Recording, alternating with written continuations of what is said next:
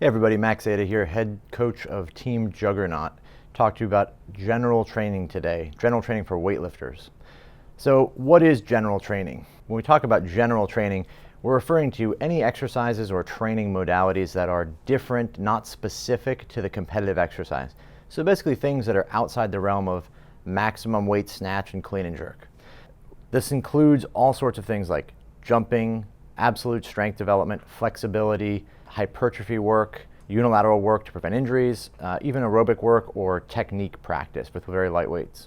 Some of the more common methods that we'll be using or that would be used for weightlifting are going to include things like explosive jumping, bounding, medicine ball throws. These things are mimicking in the actual sort of structure of the lift in that they're explosive, but they don't mimic the movement of the lift. They will work the same energy systems, etc.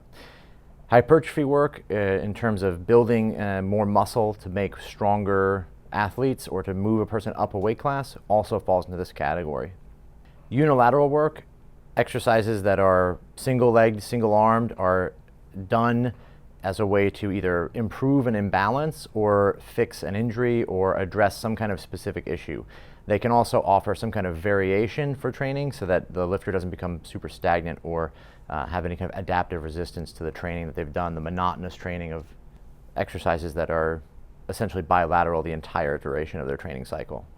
Flexibility, exercises or movements, training that develops extra flexibility or flexibility that may be more necessary for some lifters. This would fall into the category of being general. Lifters that come into the sport that have mobility issues, maybe they have very tight shoulders, very tight hips, extra work devoted to this would be considered general. And then aerobic work or some kind of cardio exercises would fall into these categories as well. This is something that would develop some degree of work capacity, possibly for higher repetition sets or for being able to tolerate more volume and allow the athlete to be in better fitness and recover from training better. And then finally, technique practice. Technique practice would be exercises that mimic the snatch and clean and jerk, but are done with lesser intensities or for more repetitions per set, or perhaps with a different technical structure. For example, no hook, no feet snatches, or snatches from blocks, snatches from the hang, all with sub-maximal weights that don't mimic the exact technique of the snatch or clean and jerk. Why is it done? Why are we doing general training in weightlifting? The main reason is to develop other motor qualities and develop the other physical capacities that the lifter needs in order to build a bigger foundation for higher results in the end.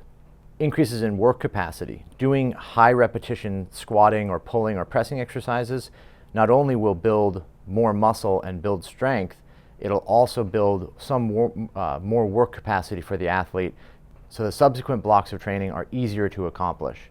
Increases in hypertrophy. Increasing muscle mass is going to increase the athlete's ability to develop more strength in the long run. So this is a foundational element.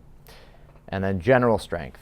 Exercises, increasing the strength of exercises such as pulls or squats or presses is going to be beneficial to the athlete when they're increasing the snatch and clean and jerk.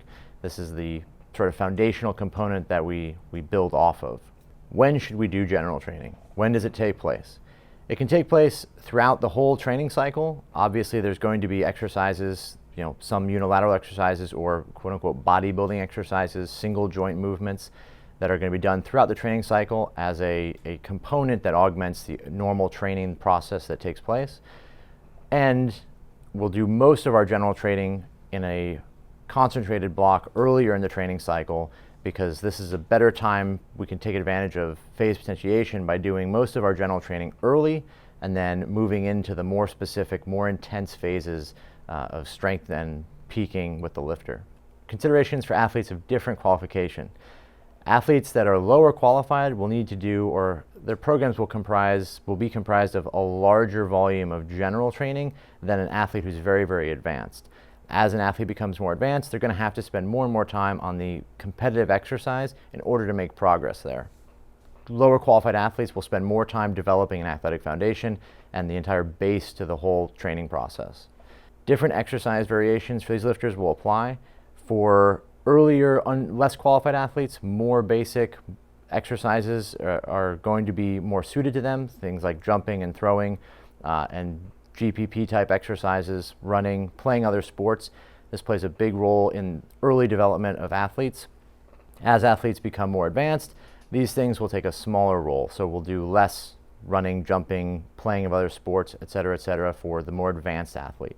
Different variations can be applied, different squatting or pulling or pressing variations can be applied to athletes of different qualification. If you're earlier in your career, you're further from your competitive peak, exercises that are more simple will be more suited to you because you don't have the technical structure or the consistency in technique to benefit from exercises that are changing your sport technique into a complex, more difficult variation.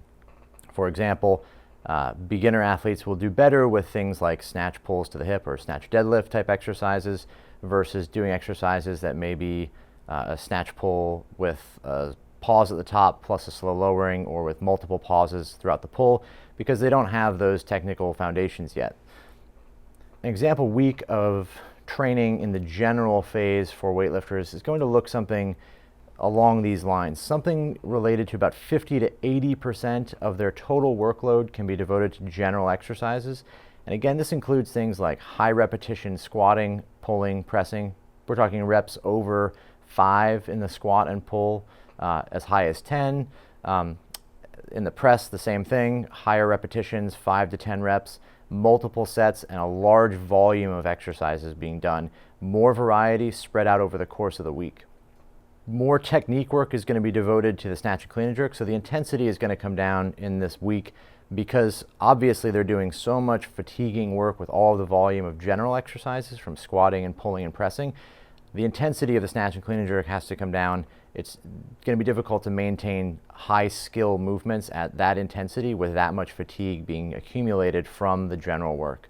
So you'll see exercises, simpler movements from the blocks here, snatch from the blocks, clean and jerk from the blocks, and for higher repetitions, because the intensity has come down. Now the intensity here is somewhere in the range of 65 to 80%, 85%, depending on how far into the loading they are. The movements themselves should be a little bit simpler and focus on 1 or 2 major technical components being done. So snatch from the blocks is a great exercise to develop power in the second pull and emphasize just that component of the lifting. The movements themselves for technique practice purposes can be broken up. Snatching only on one day, clean and jerk only on another day, or just cleans on one day and just jerks on another day. This allows the lifter more energy to practice the movement and learn the technique a little bit better. And for the advanced athlete, it allows them to load a little bit more intensely because they don't have to switch from one to the next. More volume can be devoted to that exercise on that day. We also see in the general phase, after the technique work, we're going to see a lot more unilateral training or single joint training type stuff, classic like bodybuilding type exercises. Much more volume is devoted to them now because their speed is going to be diminished from all of the high fatigue elements in there, high rep squatting, high rep pulling and pressing. Things like curls, tricep extensions, shoulder exercises, et cetera, these are going to be best suited to being done in high volumes at this period of time, early in the cycle, because it will negatively impact the performance of the snatch and clean and jerk to some degree from the fatigue and soreness, et cetera, accumulated from those exercises. Jumps, bounding, medicine ball throws, explosive movements like that will be done early in the training cycle here in this general phase as a way to preserve some of the explosive strength and condition the body a little bit more for some of the loading that comes next.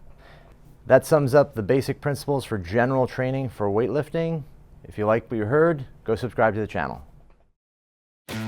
Get expert program design, video analysis, and guidance for powerlifting and weightlifting, whether you're a beginner, intermediate, or advanced athlete, through Team Juggernaut's online coaching.